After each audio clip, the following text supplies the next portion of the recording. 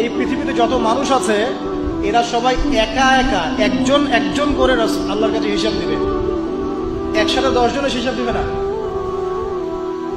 চিন্তা করতে পারেন পৃথিবীতে কত কোটি মানুষ চলে গেছে, আর কত কোটি মানুষ আছে, আর কত কোটি মানুষ আসবে। সবার হিসেব হবে একা একা একজন একজন করে।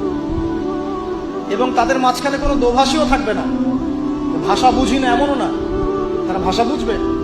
এই জন্য আমরা বলি যে মানুষের মৌতের সাথে সাথেই ভাষা কি হয়ে যাবে? আরবি। এই জন্য জীবন থাকতে আরবিটা শেখেন।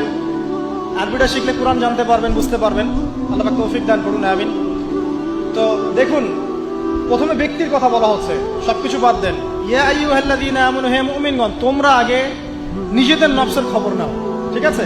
ইত্তাকুল্লাহ, আল্লাহকে ভয় করো, হাক্কা তুকাতিহি, ভয় করার মতো ভয় করো। ওয়ালা তামুতুন্না ইল্লা ওয়া আনতুম মুসলিমুন, পরিপূর্ণ মুসলিম না হয়ে মৃত্যুবরণ করো না। এখন পরিপূর্ণ মুসলিম হতে হলে আমার কি করতে হবে? এক কথা, সহজ কথা, কোরআন এবং হাদিসে যা আছে মেনে চলতে হবে এবং রাসূলুল্লাহ সাল্লাল্লাহু আলাইহি ওয়াসাল্লামের আদর্শ ফলো করতে হবে।